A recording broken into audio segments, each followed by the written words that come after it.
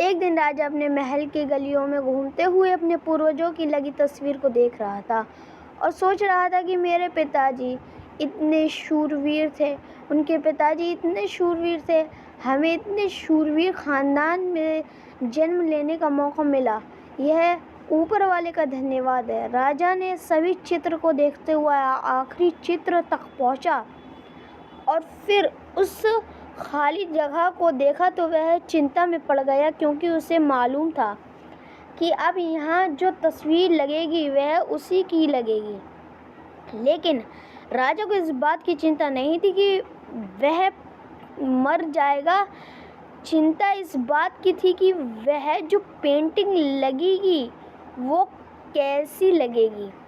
राजा का एक आँख और एक पैर न होने की वजह से वह चिंता में पड़ गया और सोचने लगा कि इस गलियों में इतने शानदार पेंटिंग लगी हैं, लेकिन मेरी एक आँख और एक पैर न होने की वजह से मेरी ही तस्वीर सबसे ख़राब लगेगी और सबसे भद्दी दिखेगी।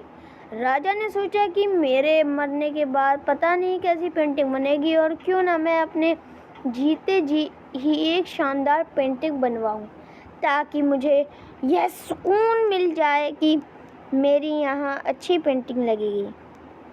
अब उस राज्य में ऐलान करवा दिया गया और सभी पेंटर्स को बुलाया गया और कहा गया कि जो भी पेंटर राजा का शानदार पेंटिंग बनाएगा उसे शानदार इनाम मिलेगा।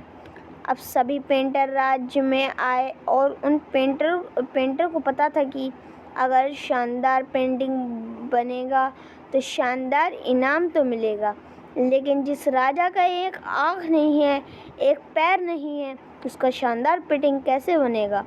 पेंटिंग सोच रहे थे कि इनाम का तो पता नहीं, लेकिन अगर शानदार पेंटिंग नहीं बनी और राजा गुस्सा हो गए तो सज़ा मिलेगी। इसीलिए बड़े बड़े चित्रकार भी आगे नहीं आए।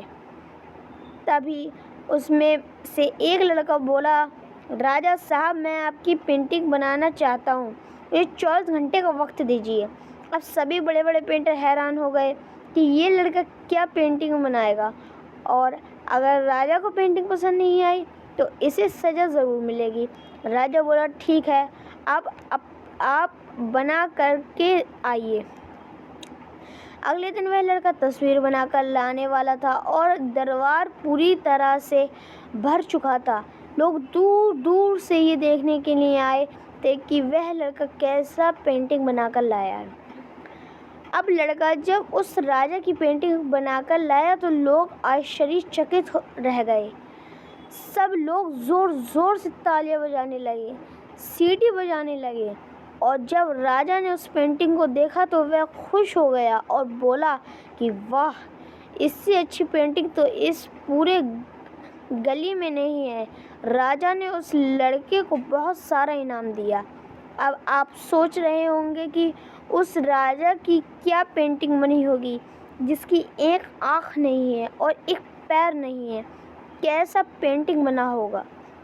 उस तस्वीर में लड़के ने उस राजा को एक घोड़े पर सवार किया था।